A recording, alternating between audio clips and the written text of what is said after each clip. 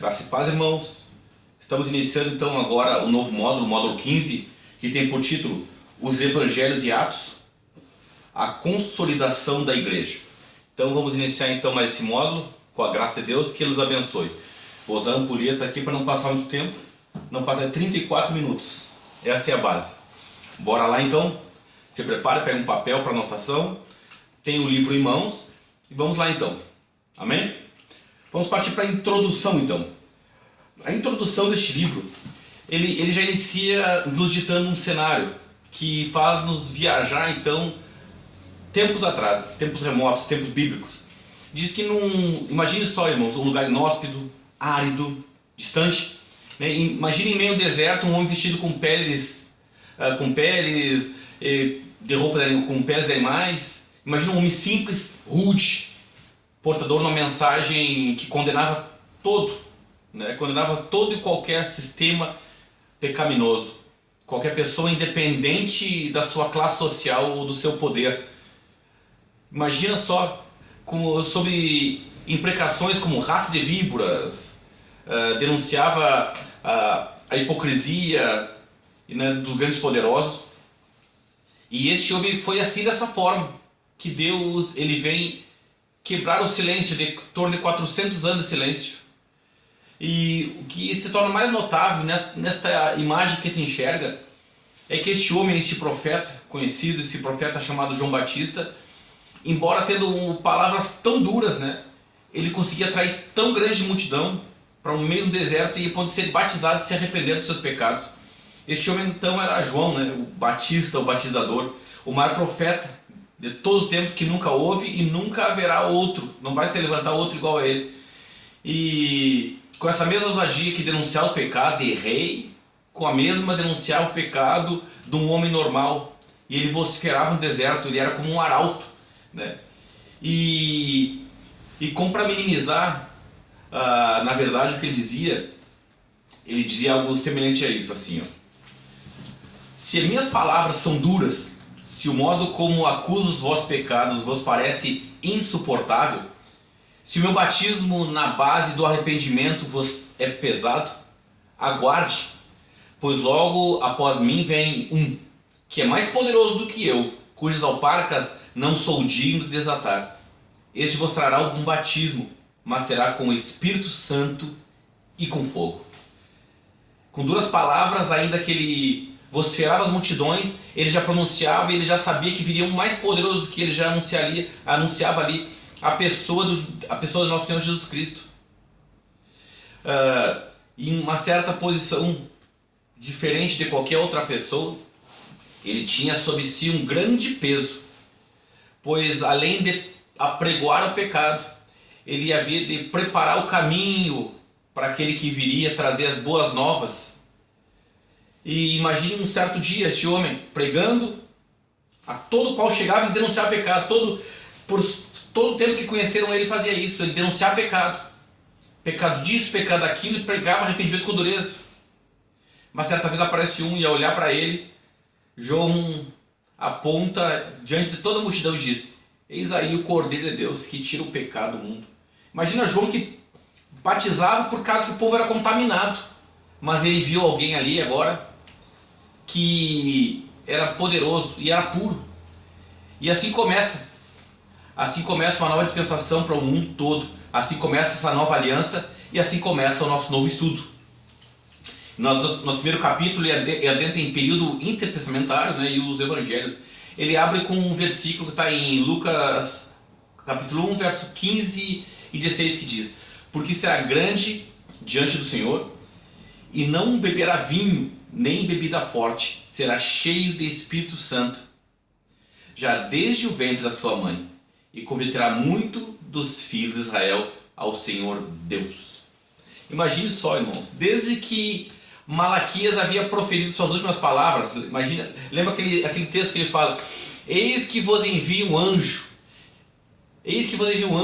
que preparará o caminho diante de mim, e de repente virá ao seu templo o Senhor, a quem vos buscais.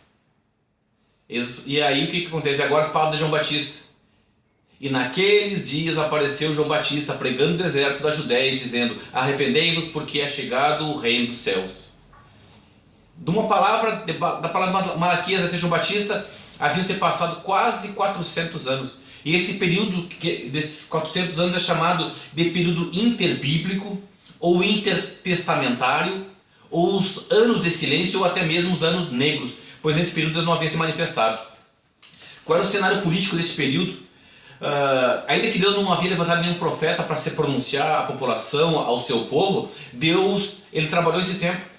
E quando a gente estuda a história desde os anos do cenário político bíblico dominado pela ascensão e queda de impérios, nós vemos o primeiro império se levantando, que era o Império Babilônico, por décadas no poder, e ele foi suplantado então pelos Medo-Persas, que ficaram em torno de 200 anos no poder. E lá neste ocaso deste império, aproximadamente em 390 a.C., o ministério de Malaquias está chegando no final, e é este período que datamos o início do período interbíblico, lá no 390 a.C. ali. Imagine só, fechando em torno dos 400 anos. E aí o que acontece? Possivelmente já nesse período que se sedimenta, que começa a ser pautado o escravismo, né? Como um interesse exagerado na letra da lei. Então tivemos aí nesse momento, então, vamos ver a respeito dos escribas. Até a ascensão de Alexandre, né? O mundo ele provaria ali mais ou menos uma média de 400 anos de silêncio de Deus. Com a ascensão de Alexandre, o novo império ele toma proeminência, que é o Império Grego, o qual se sustenta no centro do poder por 13 anos e sob a liderança deste que entraria para a história como grande, o Alexandre o Grande. O problema é que o reinado dele não foi o reinado dele foi curto, e Alexandre domina a Grécia, a Palestina, o Egito, e ele anexa a Pérsia, a Mesopotâmia e chega até a Índia. E ele organiza então aí o Império Macedônico em 9 reinos, fundados ali por mais ou menos 70 cidades, elas servindo de intercâmbio comercial de China, Arábia, Índia e o interior da África. Não apenas servia para um intercâmbio comercial, mas acima de tudo era um intercâmbio cultural, porque nesse período o idioma grego ele se proliferou por todo aquele mundo conhecido. Isso foi um dos motivos que nós entendemos na plenitude dos tempos. Esse idioma, essa pluralidade, na verdade, essa proliferação desse idioma, né, do grego, ele propiciou para a pregação do evangelho, mais na sequência, a difusão, né, do entendimento. Outra coisa que acontecia era que todo lugar que o exército passava, ele se casava com mulheres locais, levando ali o helenismo. O helenismo, então, crenças pagãs, levando a todos e a todo lugar onde se passava. Só que algo diferenciado que tinha é que nesse tempo a fé judaica ela era tolerada, ela era respeitada. Alexandre ele tinha uma certa afeição pelos judeus. E quase podiam, conforme ele tinha decreto próprio, que podiam guardar o sábado, coletar e administrar impostos, ele tinha um poder judiciário próprio, eles podiam julgar os seus, né, da sua própria raça, com suas próprias leis, e ele estava isento então de culto aos demais deuses e o lugar dos lugares demais deuses, né, dos lugares onde eles estivessem. Todavia, a gente sabe que Alexandre morreu com 33 anos, uma morte prematura, e dali então foi dividido, né, o império dele nos seus 4 generais, que era, todo mundo sabe, Ptolomeu, Lisímaco, Cassandro e Seleno, né? A influência do Império Grego ele perdura até a derrocada final daquilo que um dia foi o grande império de Alexandre o Grande, em meados de 1149 a.C., né, quando a Terceira Guerra da Púnica destrói Cartago e é lançar definitivamente os alicerces para que a República Romana evoluísse aos poucos até se tornar o poderoso Império Romano. Daí em diante quedas, mortes de soberanos, monarcas, até chegar a um período mais conhecido. Nós vemos a 37 a.C., com a bênção de Roma, Herodes torna-se rei da Judéia, o qual ele governaria ali por 34 anos. Depois vemos em 27 a.C., Otávio recebe o Senado, o título de Augusto, Então, sob esse domínio César Augusto, nasce o Império Romano, dominado sobre um vasto território, né, que entre os povos do seu domínio se encontrava Jerusalém. O Império Romano ele perdurou por quase 500 anos, tendo seu fim marcado na média de 476 depois de Cristo, quando teve início do chamado período bizantino. Quando se inicia o período que compreende o Novo Testamento, grande parte do mundo estava sob o domínio do único império, o Império Romano, sem fronteiras, né? E que falava em toda a sua extensão o mesmo idioma. Vamos ver como é que estava o cenário político religioso de Israel? Nós vemos que nesse período começa a aparecer então as sinagogas. O que eram sinagogas? Elas eram templos. Na verdade, era o lugar onde os judeus praticavam a sua religião distante do templo. Então, era como eles não tinham acesso ao templo, eles montavam uma congregação. Então, longe do templo, eles faziam as suas sinagogas. Surgem também os fariseus, que eles tinham grande autoridade religiosa, e logo também eles possuíam autoridade política entre os judeus. E com o tempo eles se organizaram como uma seita. Eles eram o antagonismo dos saduceus, que a gente vai falar na sequência. Eles, na verdade, assim, eles eram compostos pelas classes mais populares, a classe pobre, que são o seu proselitismo. Eles eram grandemente ortodoxos, rígidos, e por isso criam um sistema próprio de interpretação. Eles interpretavam do seu modo a analogia da lei, tornando cada vez mais dura a lei e mais difícil de ser cumprida. Imagine só, o que você imagina nos dias de hoje, né? Uma hipocrisia, uma interpretação própria e cada vez mais ortodoxa, difícil e mais difícil de ser seguida. Mas também nesse período surgem os escribas, né, que eles eram os conhecedores do idioma antigo, eles eram chamados para ler e ensinar então os escritos. Com o tempo, então, eles tornaram-se uma seita também e era atribuída autoridade de intérpretes da lei. O problema é que toda a lei, sua lei era interpretada e ela era focada na lei escrita, né? Mas na tradição oral. Não era tão na lei escrita, mas na lei oral, que era a sua interpretação. E a maioria dos escribas eles eram associados também aos fariseus. Também surge os saduceus, que ele era dissidente dos fariseus, só que a diferença é que, em vez de ser do povão, eles eram elitizados. Em vez de serem ortodoxos, eles eram liberais. Eles eram adeptos da lei de Moisés, não era tradição oral, mas eram mais fitos na lei amarrada. E eles não criam na imortalidade da alma, nem ressurreição, não criam na existência de anjos, e qualquer tipo de mundo espiritual não criam. Também tinham os herodianos, né? Os herodianos eram aqueles judeus que sustentavam Herodes no poder, e ainda que eles estivessem sob a mão de Herodes, eles pregavam que o Messias ele iria se manifestar por meio da dinastia de Herodes. Surgem então os evangelhos. Agora vamos lá? Os evangelhos. A palavra evangelho não é uma palavra de origem bíblica, né? Muito menos foi pronunciado por Jesus, e do grego, o que significa a recompensa pela boa notícia trazida, ou propriamente dito, boa notícia, que é o que hoje nos chega, na verdade.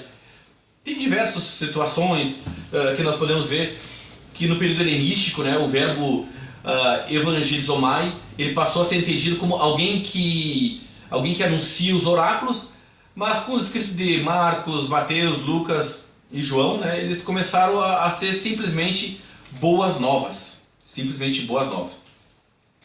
O que nós entendemos agora? Entrando mais ou menos, entrando e compreendendo as escritas, né? Embora a tradição, com base na tradição oral, cada escritor selecionou e organizou o seu material para entender a necessidade do público a quem se dirigia e o propósito da mensagem, nós podemos entender que, segundo compreendemos o resultado desses estudos, Marcos escreveu o primeiro evangelho. E baseado em que ele escreveu o primeiro evangelho? Baseado na pregação de Pedro e na tradição oral. E o que acontece? Foi um evangelho mais simples, mas que deu base para o evangelho de Mateus e o evangelho de Lucas. Não vamos entrar agora tanto em João, porque esses são os sinóticos que nós vamos entender. Então o que acontece?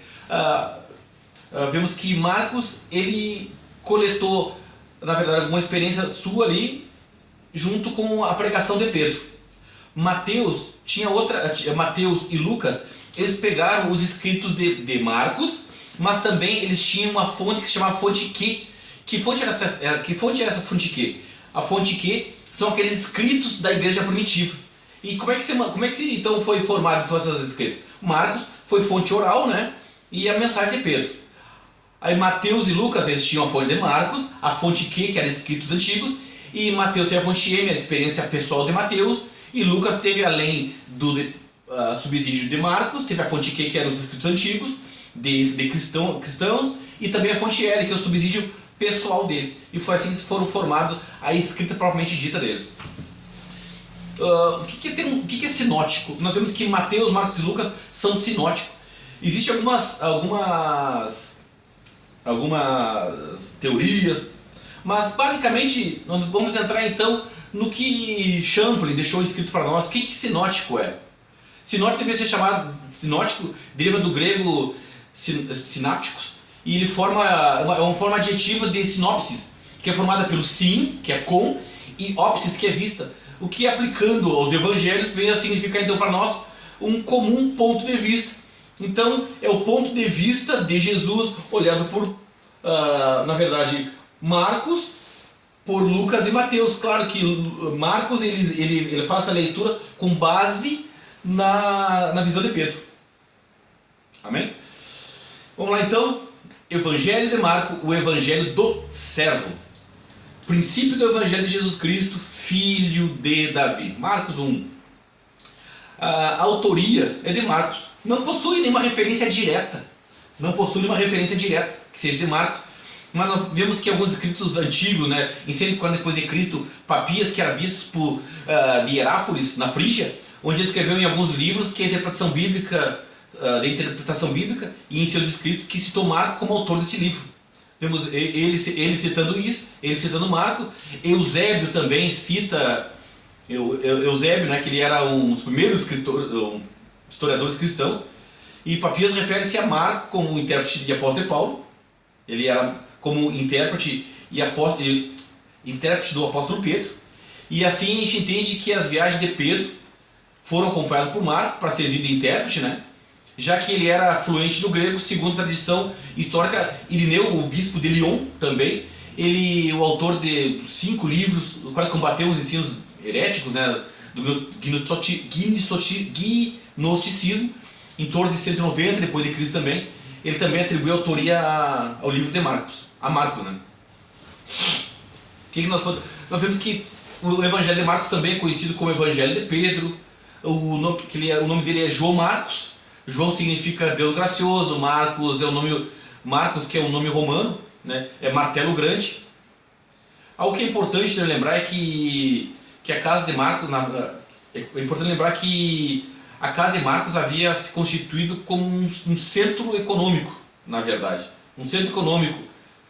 E um centro assim, não simplesmente um centro econômico, um centro de encontro, na verdade. Econômico, na verdade, na cabeça. Um centro de encontro da igreja de Jerusalém. E aproximadamente com o apóstolo Pedro, o que acontece ali? Data aquele tempo, o apóstolo foi solto da prisão e pela mão dos anjos se dirigiu então para a casa de Maria, mãe de Marcos. O que dá para entender aí? Que Marcos, nesse contexto, quando Pedro é preso, quando Pedro é solto, que isso é citado lá em Marcos, que Pedro, na verdade, ele estava envolvido, ele constava nessa história. Por isso que, só tentando reformular, que a minha mente viaja um pouco mais assim, fico, na verdade, projetando informação e aquele embate de informação. Então vemos que, de certa forma, Marcos está envolvido, né, no pano de fundo da igreja primitiva desde então. Na Antioquia da Síria, né, onde Oronte também chamava de Rainha do Oriente, a terceira maior cidade do Império, entre a população mais de 500 mil de habitantes, uma grande comunidade judaica havia se formado também na Antioquia, naquele período. O que nós vamos entender? O que nós vamos ver agora então? Nessa cidade depravada, né, e pecaminosa, tinha adoração a Astarote, promiscuidade. Bom, cresceu muito então nessa cidade, e o pecado tinha se volumado muito, e a igreja então envia um homem para lá, que é Barnabé, um homem rico, ele é de Chipre, ele falava grego, ele era de Chipre e ele falava grego. Ele foi enviado como missionário, né, para essa necessidade. Mas ele leva junto para quem com ele? Leva Saulo de Tarso. E em torno de 46 depois de Cristo, com uma grande fome que castigou o mundo, né, o que acontece? A fome bateu e fortemente a igreja, tanto que os irmãos de Antioquia determinaram-se assim, para enviar ofertas a fim de socorrerem aqueles irmãos na Judéia. E os portadores dessa bênção, a igreja de Jerusalém, foi exatamente Barnabé e Paulo. Uma vez,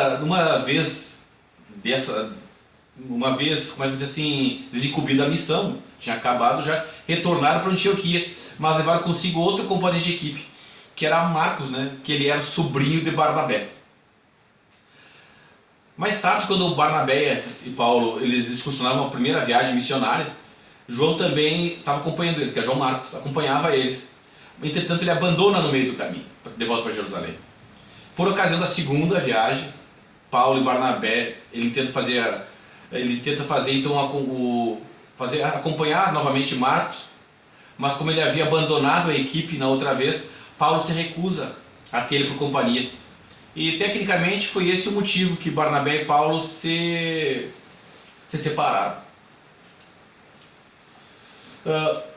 O contato com Roma pode parecer assim ter agradado a João Marcos. Possivelmente ele tenha fixado residência nessa cidade. Às vezes assim que quando Pedro encontra-se em Roma, ele reencontra a companhia de Marcos.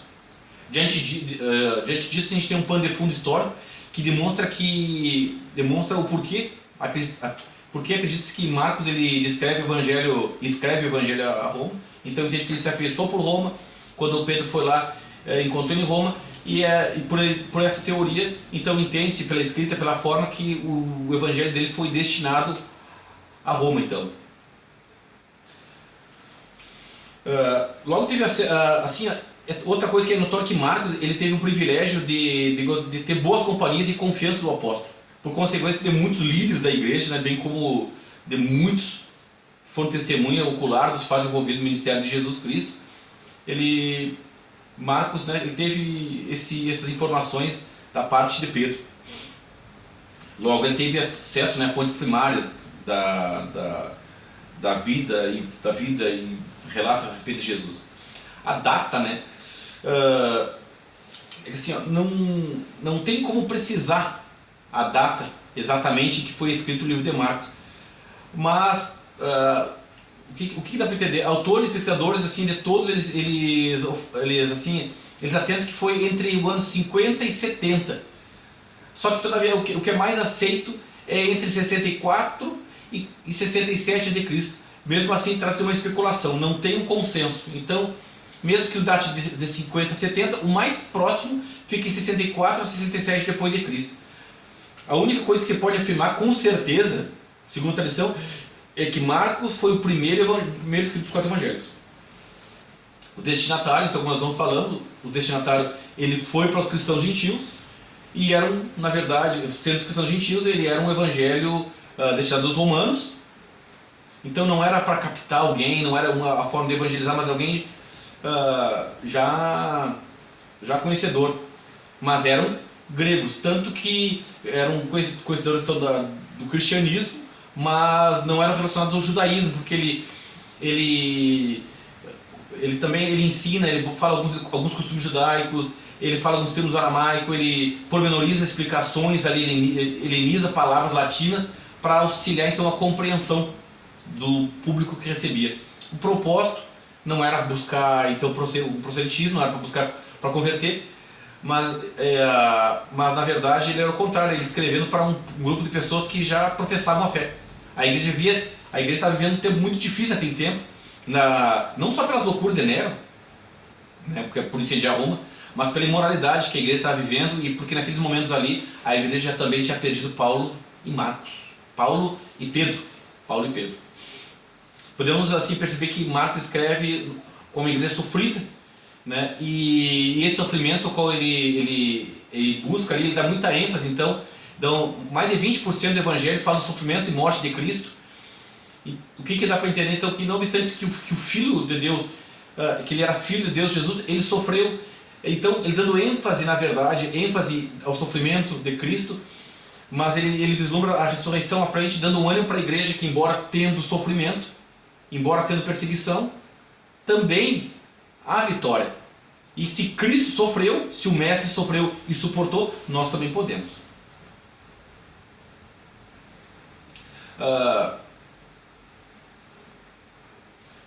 Vamos lá então, vamos dar sequência. Vou pegar aqui. Deixa eu largar aqui e pegar a outra parte do Evangelho.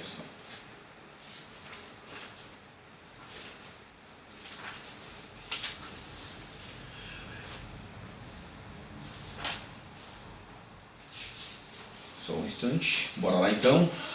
Deu uma perdidinha aqui rápida.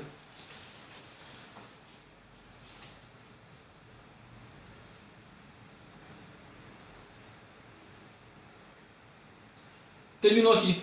Benção.